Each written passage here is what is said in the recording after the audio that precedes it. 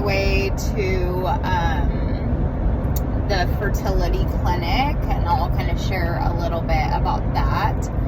But I'm going to get a ultrasound today. I was on letrozole, which helps you to mature more follicles from day 3 through 7.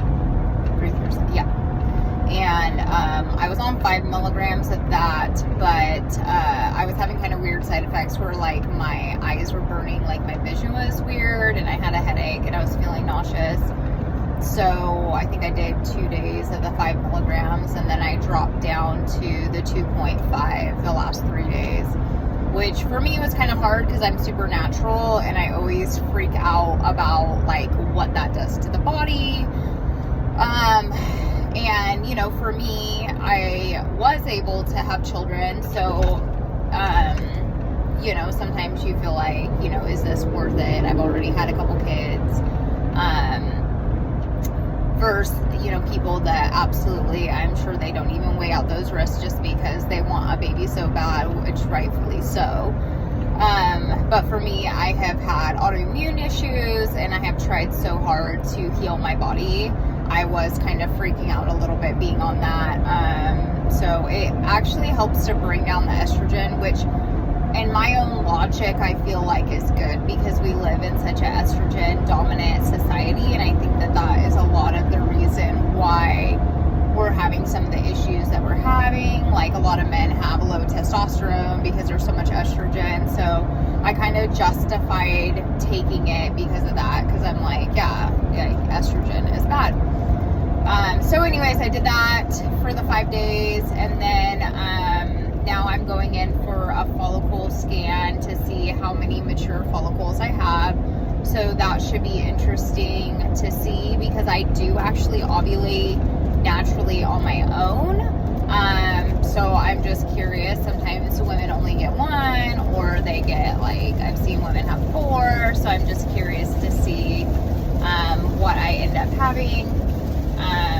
So yeah, I'm kind of nervous though. I got some of my thyroid testing back yesterday, and the last year my thyroid has been all over the place, and I think that that's part of why we haven't been able to get pregnant.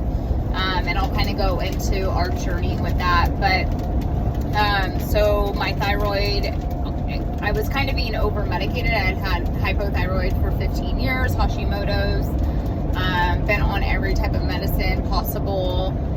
When I conceived my other children, my thyroid was stable, and that's something that I'm noticing is different this time around. I have no idea why this last year, if it's just been stress with just selling my business and us moving to a new state and homeschooling my kids. I really don't know. But at one point, you know, I was over medicated at the beginning of this year, which sucks because I was actually finally losing weight, which was amazing. But I can't have like really bad hyperthyroid, so my hypo being over medicated threw me into hyper. And so I started to wean off my dose, and everything was starting to look really good. And then we decided to add T4 in, and that just made my thyroid go way back into hyper again. And my TSH was 0.020 for some of you that follow that stuff, which I'm like really discouraged. I don't even know if IUI is going to be a good option for us. I'm going to talk to the doctor about that today, but I really wanted to still do my scan because I want to know about my follicles, and then I just wanted to kind of rule out if there was any like ovarian cysts or anything like that that could be causing issues for me, because I do have painful ovulation. So I don't know, we'll see kind of what it says. But for us, our journey with trying to conceive happened about, well, we had Jira, my last baby, which I thought, you know, I thought it was going to be a boy. It wasn't a boy, so I ended up with 4 girls, which I absolutely love my girls. And Jira has just been such an amazing baby. But when she was first born, she had a shark bite from hell, and my nipples were just bleeding. It was horrible, like just a horrible, and I breastfed before. I have 3 other kids that I breastfed, but for some reason, like, her latch was awful. And so I just decided there's a lot of stress, that my husband was going to get fixed, you know, while I was recovering on my 6 weeks postpartum. I should have known the day that he went in. I was actually kind of emotional, like, knowing that we were making things final. Now I realize that that's something that people should pray about. You shouldn't just make an emotional decision, really, ever. But children are a blessing, and I think that it's something that you should really pray about. And so we went ahead with it. You know, he got his vasectomy, and then, you know, Gyra was a baby. Well, over time, like, she has just been such a blessing to us. She is just such a pleasing child. She just is so lovey that I think if she would have been a hard kid, we probably wouldn't have had any more. But she's just been so fun for us. And so over time, you know, we're pro-lifers, and we were like, you know what, like, we should adopt. You know, adoption's on our heart, and we know other people that have adopted. And then I started to get into some adoption groups, and I was absolutely disgusted with just how expensive it is. And the moms don't even really get that money, it's the agencies. And then you could go along with the process, and then a mom decide that, you know, that she wants to keep her baby after birth, rightfully so. I mean, you should want that. And then they back out, and then you're starting all over again. We didn't want to go through a foster care system just because of my background with abuse. And I just, as a hairstylist, I've known so many stories of my clients that have had children, and they've come from really abused backgrounds, and how it can affect the other children in your home. I think that you have to really, like, God has really designed some people for that. But I also, you know, would need to be careful that it's not affecting in a bad way my, you know, biological children. And which still makes me sad. Like, I just feel like that's something that we should do, and it's just hard, you know, like, all around it's hard, and there's not enough resources for that.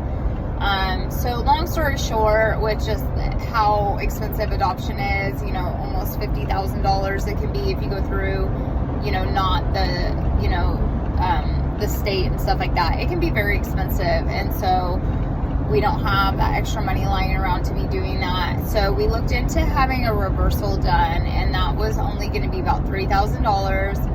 And so we decided to take a chance and go get a reversal done. And so we actually found a surgeon, Dr. Trust, in Utah, who was with the Mayo Clinic for 20 years. And we flew over to Utah and had it done, and it was a really fast, easy procedure, and it was pretty funny. Just doing that, and it was kind of like a secret mission. We actually have never told our families. Actually, I think Shane's family ended up finding out. I think it would be a little less judgy, and either way, I don't care. But my family, I feel like, would freak out if they knew that we were trying to have another kid. Everybody seems to put numbers on you of what you should have. And for us, we just love having a big family.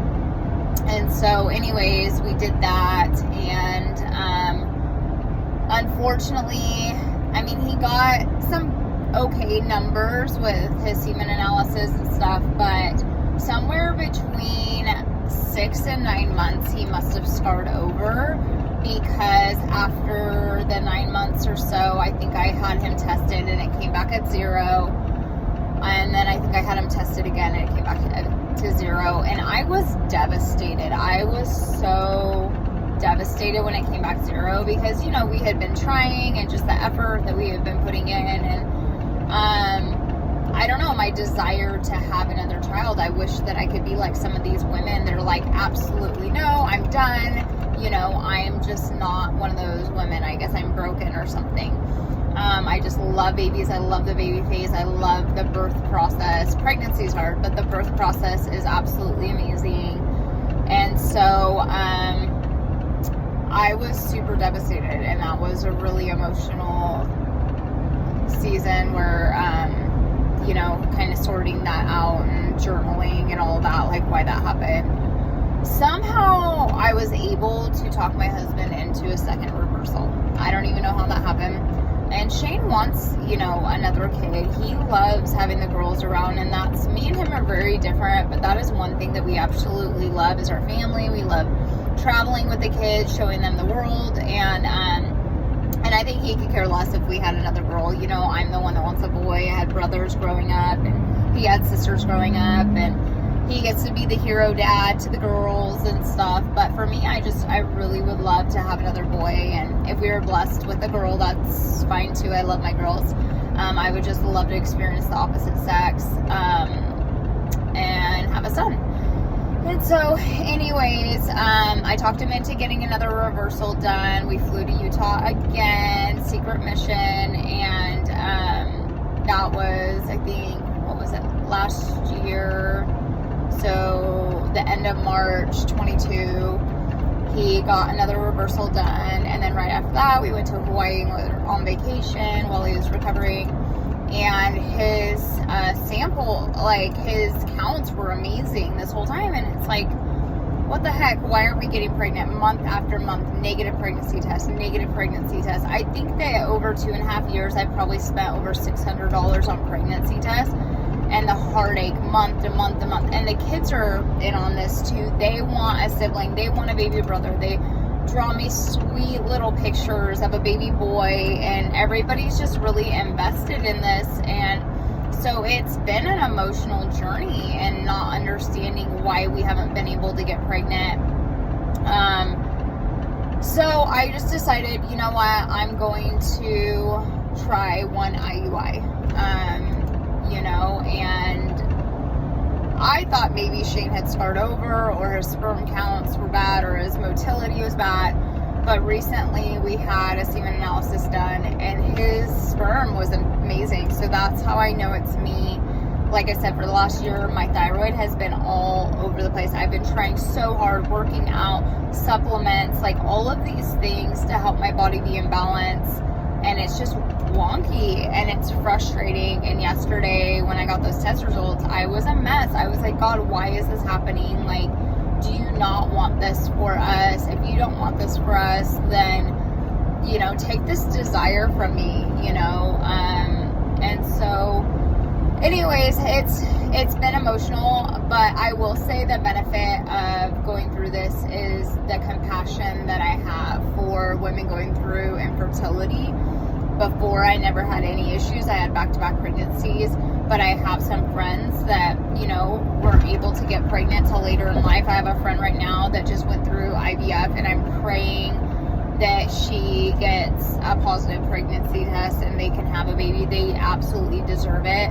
And I know other couples that are going through it too, and I have compassion for that. And I know that my situation is not the same, and sometimes I feel bad talking to them about me going through infertility because I've had children, you know, and they haven't, and I'm sure that they are jealous of that. And I completely understand, like, and they can be, you know, mad at me or whatever, but I also want them to feel seen and heard and know that they're not alone. And I also want to, like, be able to offer resources on my journey if I can be any help too. So I don't know if I've hurt anybody in the infertility arena. Like, I feel so bad, you know, but I get it. I had a friend of mine that was trying to get pregnant alongside of me for over a year, and she got pregnant and I didn't, you know, and that was hard. It's, you know, and she's about ready to have her baby now, and it's been hard, and I'm so happy for her, but I'm jealous, you know, I'm jealous